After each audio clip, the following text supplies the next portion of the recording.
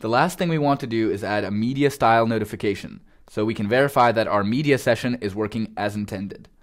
Let's create a method called showNotification that takes a playbackStateCompat object that contains the state of our media session as an argument. The state should define whether you're going to use the play action or the pause action.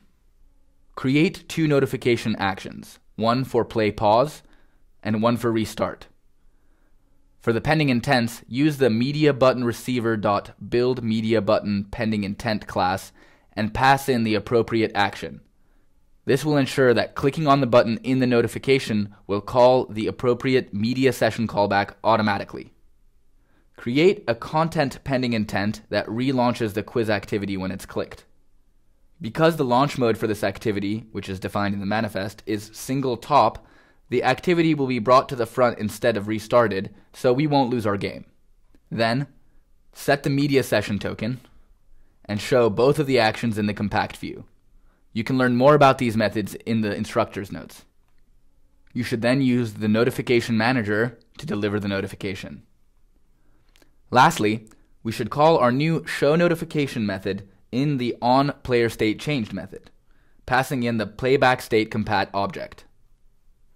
Remember, this method is called every time the state of the player is changed, regardless of who made the change. You should also call cancel all on the notification manager when the activity is destroyed, so we don't stay around when we don't want to. Alright, now we run our app and we should see our notification pop up as the music starts to play. Perfect, right? Alright, let me pause it. Oh no, something seems to be broken. Our notifications are not having any effect whatsoever. Looking into our logs, there is one line that seems to be of interest.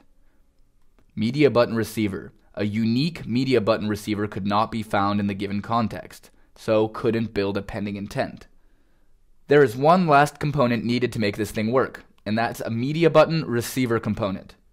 When we created the pending intent for our notification actions, we used the MediaButtonReceiver.buildMediaButtonPendingIntent class to create our actions.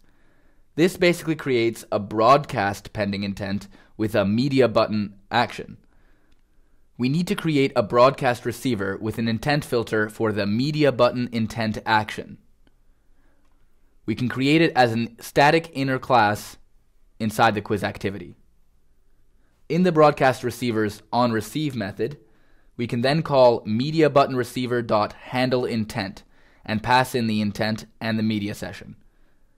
This will make sure that the intent is appropriately routed to the proper callback.